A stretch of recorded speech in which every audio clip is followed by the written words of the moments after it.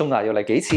咁嘅話咧，呢個好多講客過嚟嘅時候都會問翻蔡醫生，今次我要嚟幾次？我都知講客佢嚟呢邊嘅話，其實都係好麻煩，嚟回一次起碼嘥1日嘅時間。咁呢個今集咧就同各位朋友介紹下種牙嘅流程。首先第一步咧，假使你骨頭條件好同埋身體冇問題嘅話咧，當日同你拍咗 CT 之後，我就可以將你個手術同你搞掂咗佢。當然啦，今日種咗牙嘅話咧，通常就1到2個星期就住你嘅時間，我就第二次叫做拆線。好，呢個跟住咧我就等幾耐咧？3個月到半年啊！呢個所謂3個月到半年咧，就根據你自己種牙嘅手術複雜性有幾大，咁我哋就睇個釘需要恢復嘅時間係幾長。好，譬如咧，假使係3個月，咁 OK，我哋3個月之後過嚟吸個牙毛，掃描之後咧，再等1到2個星期，將牙齒鑲翻上去。咁一共咧，報第一次嚟嘅話，一共係4次可以搞掂嘅。咁有啲咧就簡單啲，種咗1次之後咧，我哋會點樣咧？就係叫做微創手術嘅。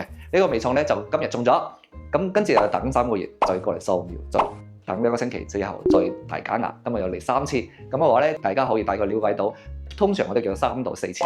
當然啦，個別複雜性嘅，譬如咧前口牙齒或者係半口牙齒，呢啲可能嚟多1、2次。咁講起身嘅話，大概都5、6次，基本上可以搞掂晒嘅。